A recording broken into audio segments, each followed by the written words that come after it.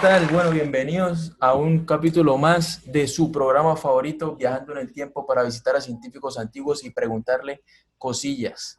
Entonces, para el día de hoy, nuestra máquina del tiempo nos va a llevar con un señor que se llama Antoine Laurent Lavoisier, el cual fue químico, biólogo y economista francés, considerado el creador de la química moderna, famoso por sus estudios sobre la oxidación de los cuerpos, el fenómeno de la respiración animal, el análisis del aire, la ley de la conservación de la masa o ley Lomonosov-Lavoisier, la teoría calórica y la combustión. También nos habla sobre la fotosíntesis y se le considera uno de los protagonistas principales de la revolución científica que condujo a la consolidación de la química. Así que vamos ahí. Hola, hola, ¿qué es esto? ¿En dónde estoy? Hola, doctor Antoine, no se asuste. Estamos en el año 2020 y me encuentro en un programa en vivo para la Universidad Industrial de Santander. ¿Tiene de casualidad 5 minutos para hacer un par de preguntas? Ok, preciso estaba descansando.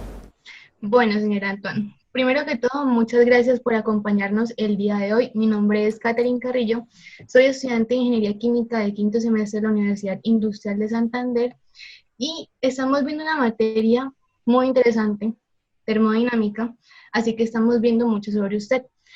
Estuve leyendo y me encontré que usted antes que nada estudió Derecho, muy interesante, pero cuénteme, ¿cómo llegó a interesarse tanto por la química, la física y los números? Bueno, como todo niño siempre fui muy curioso sobre el porqué de las cosas y sobre el cómo funcionan en realidad. Pero pues, por influencia de mis padres, decidí comenzar estudiando Derecho en el Collège Mazarin, en donde adquirí no solo buenos fundamentos en materia científica, sino también una sólida formación humanística. Ingresé luego en la Facultad de Derecho de París, donde me gradué en 1764, por más que en esta época mi actividad se orientó hacia la investigación científica. Seguí los cursos de matemática y astronomía de Nicolas Louis de Lacaille y los de química de Guillaume François Rouel. A pesar de mi juventud, llevé una vida bastante ajetreada. De hecho, en el año 1766 recibí la llamada de oro de la Academia de Ciencia Francesa por un ensayo sobre el mejor método al alumbrado público para grandes poblaciones. Tal estudio me había costado semanas enteras de aislamiento en la oscuridad para hacer sensibles mis pupilas a las mínimas diferencias de intensidad de varias fuentes de luz. Con el geólogo Redard confeccionamos un atlas mineralógico de Francia. En 1778 presenté una serie de artículos sobre el análisis de muestras de agua y fui admitido en la Academia de Ciencias de la que sería director en 1785 y tesorero en 1791. Como puedes ver, Catherine, ya me estaba involucrando más por el lado de la ciencia para estos tiempos. Muy interesante, doctor Antoine. También leí que tuvo un amor en su época, ¿cierto? ¿Cómo se llamaba? Ah, oui, mi amada Marie Balzu, con quien me casé en 1771.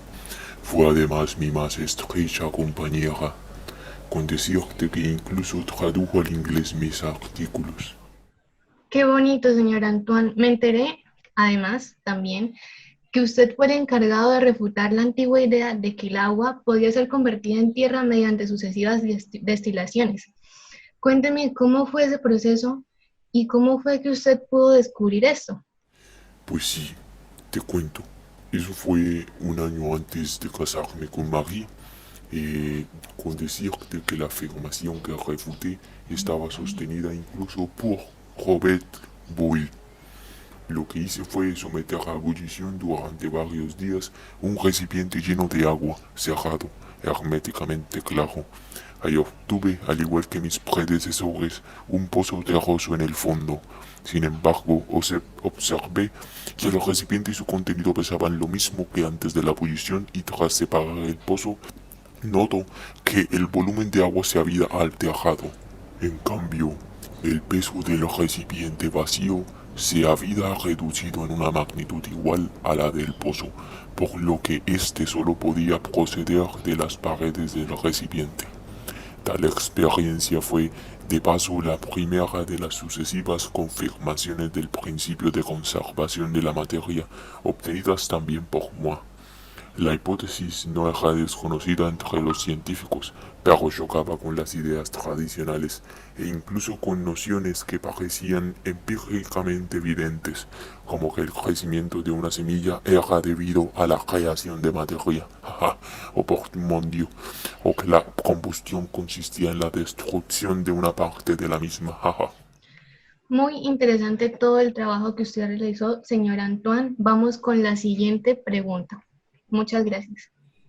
Hola, doctor Antoine. Bueno, muchas gracias por permitirnos un poco de su tiempo para esta pequeña pero muy importante entrevista.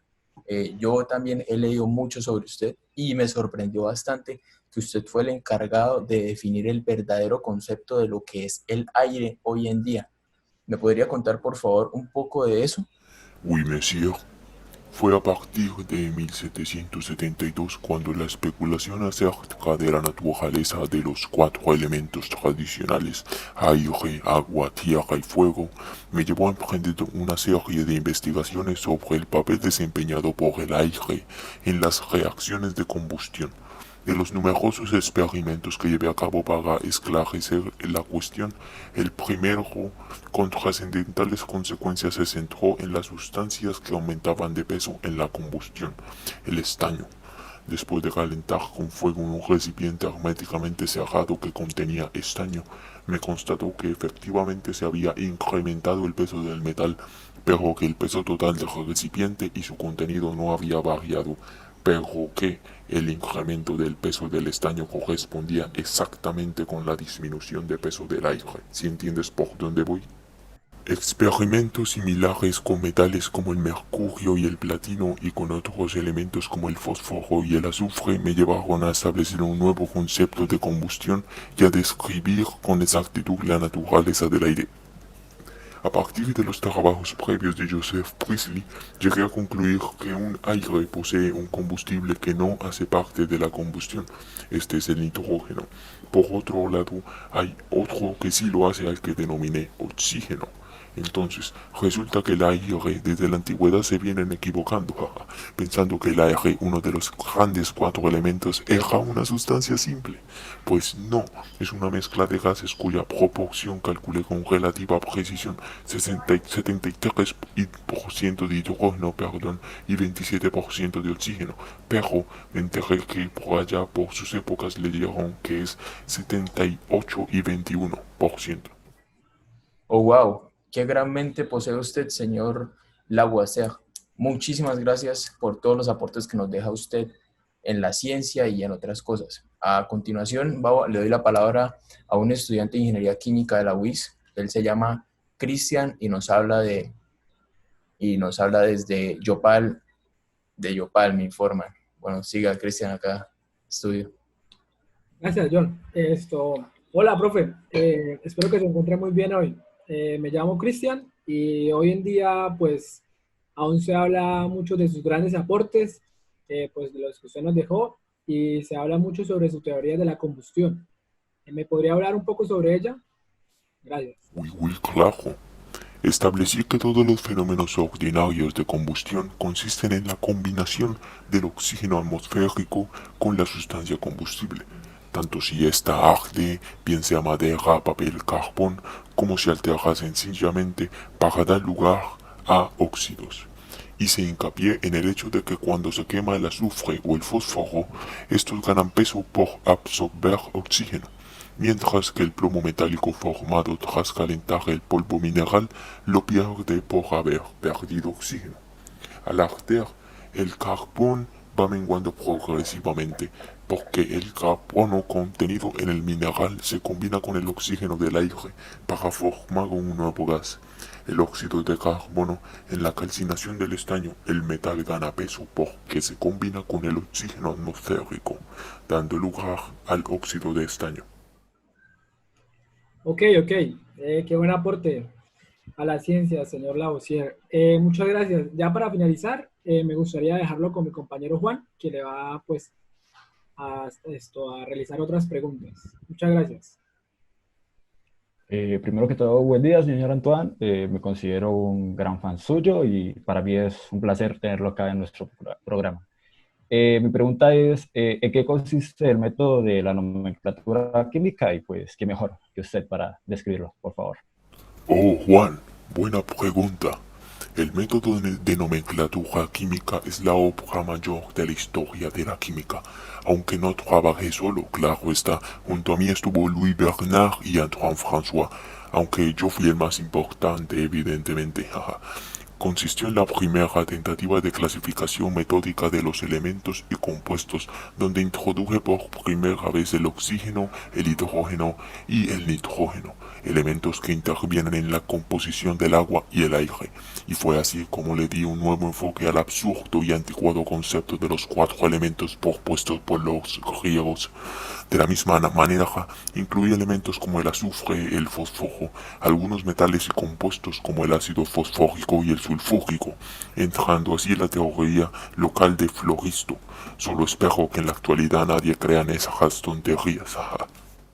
Señor Obesio, muchas gracias. Y ya una última pregunta. Respecto a sus investigaciones, ¿usted cuál considera que fue la más importante? Y hasta, ¿por qué la considera la más importante? Oh, oui, oui. Sin duda todas mis investigaciones fueron importantes porque soy el gran Antoine. Jeje, perdón. Sin duda uno de mis estudios más importantes tras un montón de experimentos fue el intercambio de gases durante el proceso de respiración. Oui, justamente lo que estamos haciendo ahora mismo. Mi conclusión y verdad absoluta fue que la respiración es un tipo de reacción de oxidación similar a la combustión del carbón.